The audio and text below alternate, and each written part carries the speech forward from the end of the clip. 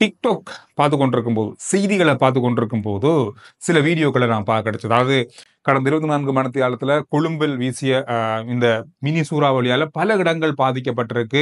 பல ஆபத்தான விஷயங்கள் கூட இந்த டிக்டாக் வீடியோக்கள்ல பார்த்தா, அந்த அளவு வேகமான காத்து, அப்படியே வீடுகளே பிச்சு எறிகிற அளவுக்கு மரங்கள் எத்தனையோ மரங்கள் அதாவது வாகனங்களுக்கு மேலே விழுந்திருக்கு.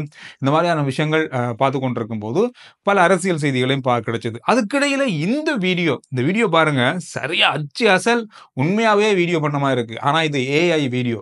ஏஐ மூலமா தயாரிப்படுத்தப்பட்ட செய்யப்பட்ட வீடியோ. இதுல இருக்க 2 பேரும் முன்னாள் அமைச்சர்கள். இப்பொழுது சிறை தண்டனை, கடூழிய சிறை தண்டனை விதிக்கப்பட்ட மஹிந்தானந்த அழுத்கமகே, அதோட நளின் பெர்னாண்டோ அவர்கள். அதாவது லைன்ல நின்று சாப்பாடு வாங்குறாங்க, ஜெயிலுக்குள்ள சாப்பாடு வாங்குறாங்க, ஜெயிலுக்குள்ள நடந்த சம்பவமாக இது கிரியேட் பண்ணப்பட்டிருக்கு ஏஐ மூலமா. எனவே இந்த மாதிரி தான் ஜெயில்ல இப்ப அவங்க இருக்காங்க. வெளிக்கடை சிறையில இருக்காங்க. அவங்களுக்கான தண்டனை இப்படித்தான் இருக்கு. அவங்க இப்படித்தான் இருக்காங்க அப்படின்ற மாதிரியான ஒரு கற்பனை வீடியோவா இந்த வீடியோ வந்திருக்கு. ஆனா உண்மையிலேயே இப்படிதான் இருக்காங்க அவங்க. ஏன்னா சாதாரணமா கைதிகளுக்கு வழங்கப்படுகின்ற அதே ஆடை தான், அதே உணவு தான், அதே தங்குமிடம் தான், எல்லாமே அவங்களுக்கு தான். வேற எந்த வித்தியாசமான மேலதிகமான பிரத்யேகமான சலுகைகள் எதுவும் இல்ல. சரி, இது இப்படி இருக்கும்போது அடுத்து என்ன நடக்க போகுது? அடுத்து வரப்போற கைது நடவடிக்கை எப்படியான கைது நடவடிக்கையா இருக்க போகுது அப்படின்ற மாதிரி இப்ப பேசப்படுது. பொதுவா செய்தித்தளங்கள், அத செய்திகள வெளியிடுறவங்க, ட்விட்டர்லயோ அல்லது செய்திகள நுணுக்கமா எழுதக்கூடியவங்க, இது தொடர்பா பேச ஆரம்பிச்சிருக்காங்க இப்ப. இந்த கைது எப்படி இருக்க போகுதுன்னு சொன்னா, கொழும்பே அதிரும். இல்ல, இலங்கையே அதிரக்கூடிய அளவிலான ஒரு பெரிய கைது நடவடிக்கை. ஒரு பெரிய கைது இடம்பெற போகுது. இது எந்த குற்றத்துக்காக, யார் அது கைது நடவடிக்கையில ஈடுபட போறாங்க, அதாவது யார கைது செய்ய போறாங்க அப்படின்றதுதான் இப்ப இருக்கிற கேள்வி. சில இடங்கள்ல ஓரளவுக்கு ஊகிக்கப்படுது. ஆனா உத்தியோகபூர்வமா எங்கேயும் நாம சொல்ல முடியாது. ஓரளவுக்கு தெரியும் வச்சுக்கொள்ளுங்களேன். இந்த மாதிரி ஒரு கைது நடவடிக்கை. அந்த கைது நடவடிக்கை என்ன குற்றத்துக்காக இடம்பெற போகுது அப்படின்றதும் இப்ப ஒரு கேள்வி. இந்த கைது நடவடிக்கையால பழைய அரசியல்வாதிகளுடைய அத்தனை ஊழல்களும் வெளியே வரக்கூடிய வகையில இருக்கலாம் அப்படின்ற மாதிரி இப்ப சொல்லப்படுது. நீங்க சொல்லுங்க. யாரா இருக்கும்? அது எந்த மாதிரியான கைது நடவடிக்கையாக இருக்கும்? என்ன குற்றத்துக்காக இருக்கும் அப்படின்னு நீங்க ஊகிக்கிறீங்க? அது யார் அப்படின்றத கருத்துக்கள்ல முடிஞ்ச அளவு சொல்லுங்க. கடந்த 12ஆம் தேதி பிரித்தானிய ஒரு பெண் பிரஜை, அதாவது 21, 22 வயதுடைய பெண் ஒருவர் பேங்காக்ல இருந்து இலங்கைக்கு வராங்க. இலங்கைக்கு வரும்போது அவங்களுடைய பொதி அல்லது அவங்களுடைய லக்கேஜ செக் பண்ணும்போது 45 கிலோ குஷ் போதைப் பொருள் கொண்டு வந்திருக்காங்க. 45 கிலோ.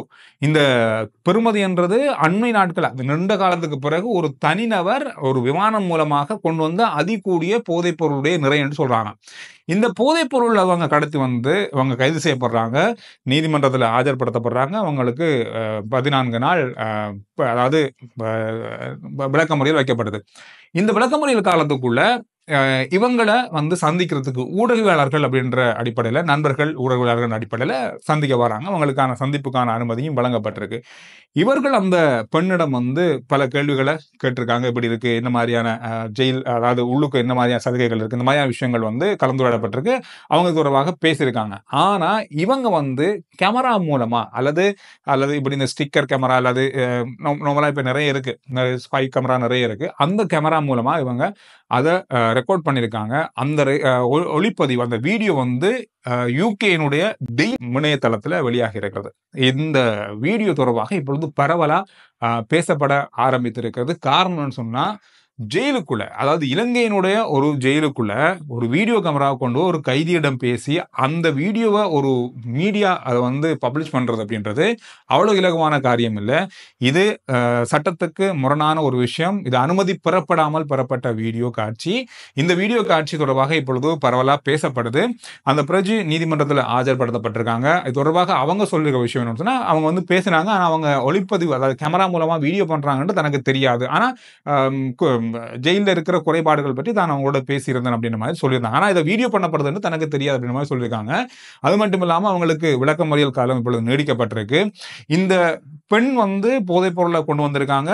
இந்த பெண் போதைப் பொருள் கொண்டு வந்தது, அது தொடர்பாக விசாரணை அல்லது இந்த நீதிமன்ற வழக்கு முடியும் பட்சத்துல, இவங்க தண்டனைக்குரியவங்க, இவங்களுடைய குற்றம் முழுமையாக நிரூபிக்கப்படும் பட்சத்துல இவங்களுக்கு கிட்டத்தட்ட 25 வருட கால ஜெயில் தண்டனை வழங்கப்பட வாய்ப்புகள் இருக்கு. அது இலங்கையிலே வழங்கப்படும். அதுக்கு பிறகு இப்பொழுது யுகே அரசாங்கத்தோட அல்லது அந்த நிர்வாகங்களோட பேச்சுவார்த்தைகள் நேரடியாக இருப்பதாக சொல்லப்படுது. இந்த தண்டனை இங்க நிறைவேற்றப்பட்டாலும் இவங்க அந்த நாட்டுக்கு அனுப்பப்பட்டு அங்கே அந்த தண்டனை நிறைவேற்றப்படுறதுக்கும் வாய்ப்புகள் இருக்கு அப்படின்னு சொல்லப்படுது. இது எப்படி இருந்தாலும் இவங்க கொண்டு வந்த போதைப் பொருளுடைய பெறுமதி அப்படின்றது மிகப்பெரிய அளவான பாரியளவான பெறுமதி அப்படின்றது மிகப்பெரிய ஒரு குற்றமாக பார்க்கப்படுது. இவங்க போதைப் பொருளை கடத்தி வந்தாங்க அப்படின்ற ஒரு குற்றம், போதைப் பொருளை தன் வசம் வைத்திருந்தாங்க அப்படின்றது இன்னும் ஒரு குற்றம். இந்த மாதிரியான குற்றங்கள் அடிப்படையில் தான் இவங்க இப்பொழுது விளக்கமறியல்ல வைக்கப்பட்டிருக்காங்க. ஒரு வர்த்தமானி அறிவித்தல் வெளியாகி இருக்கிறது. இந்த வர்த்தமானி அறிவித்தல் வெளியாகி இருந்தாலும் கூட கடந்த காலங்களில் வெளியாகிய அந்த வர்த்தமானியினுடைய அதை புதுப்பித்த மாதிரியான ஒரு வர்த்தமானி அறிவித்தல் தான் இந்த அறிவித்தல். இதுல 217 பேர் தடை செய்யப்பட்ட நபர்களாகவும் அதோட 15 அமைப்புகள் இலங்கையில தடை செய்யப்பட்ட அமைப்புகளாகவும் இந்த வர்த்தமானியில வெளியிடப்பட்டிருக்கிறது. குறிப்பா கடந்த காலங்கள்ல பயங்கரவாத அச்சுறுத்தல் அல்லது தடை செய்யப்பட்ட அமைப்புகள் என்று ஏகப்பட்ட விஷயங்கள் இலங்கையில் இருந்தது. ஆனா அது கொஞ்சம் கொஞ்சமாக சில அமைப்புகள் அது தளர்த்தப்பட்டது. பல நபர்களுடைய பெயர் பட்டியல் இருந்தது. அதாவது இப்ப ஏர்போர்ட்ல அவங்க அரெஸ்ட் பண்ணுவாங்க, அந்த அளவு பெயர் பட்டியல் கடந்த காலங்கள்ல இருந்தது. ஆனா அது கொஞ்சம் கொஞ்சமா பிறகு விலக்கியும் கொள்ளப்பட்டது. ஆனா இன்னும் இந்த வர்த்தமானி அறிவித்தலின் அடிப்படையில் பார்க்க போனா 217 நபர்கள் இன்னும் குறித்த வர்த்தமானியின் மூலமாக தடை செய்யப்பட்டவர்கள், அதாவது நாட்டுக்குள்ள வர முடியாம தடை செய்யப்பட்டவர்கள் அப்படின்ற ஒரு பேர் பட்டியலுக்குள்ள உள்ளடக்கப்பட்டிருக்காங்க. அதுல முக்கியமா 15 அமைப்புகள் உள்ளடக்கப்பட்டிருக்கு. இதுல தமிழீழ விடுதலை புலிகள் இயக்கம், தமிழர் புனர்வாழ்வு அமைப்பு, தமிழர் ஒருங்கிணைப்பு குழு, அதோட உலக தமிழர் இயக்கம், உலக தமிழர் நிவாரண நிதியம், கனடிய தமிழர் தேசிய அவை, இந்த மாதிரி பல விஷயங்கள், பல அமைப்புகள், அதோட இஸ்லாமிய அமைப்புகளும் பல இதுல உள்ளடக்கப்பட்டிருக்கிறது. தேசிய தௌபிக் ஜமாத், இந்த மாதிரியான அமைப்புகளும் இதுக்குள்ள உள்ளடக்கப்பட்டிருக்கு. இதுல மொத்தமா 15 அமைப்புகளும் 217 பேருடைய பேரும் இதுல இருக்கு. இந்த மாதிரி ஒரு வர்த்தமானி பரவலா இன்றைய நாள்ல பல இடங்கள்ல பேசப்படக்கூடிய ஒரு வர்த்தமானியா இருக்கு. இந்த அமைப்புகள் தொடர்ந்தும் இலங்கையில தடை செய்யப்பட்ட அமைப்புகளாக பெயர் இடப்பட்டிருக்கு வர்த்தமானி மூலம்.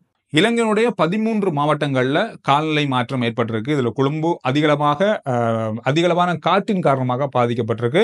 இன்றைய நாள்லையும் 50 முதல் 60 கிலோமீட்டர் வேகத்துல காற்று வீசக்கூடும், மழையும் பெய்யக்கூடும், மாதிரி 100 மில்லிமீட்டருக்கும் அதிகமான மழை பெய்யக்கூடும் அப்படின்னு சொல்லியிருக்காங்க. இதுல 13 மாவட்டங்கள்ல அதுல 4 மாவட்டங்கள்ல மண் சரிவு அபாய எச்சரிக்கை விடுக்கப்பட்டிருக்கிறது.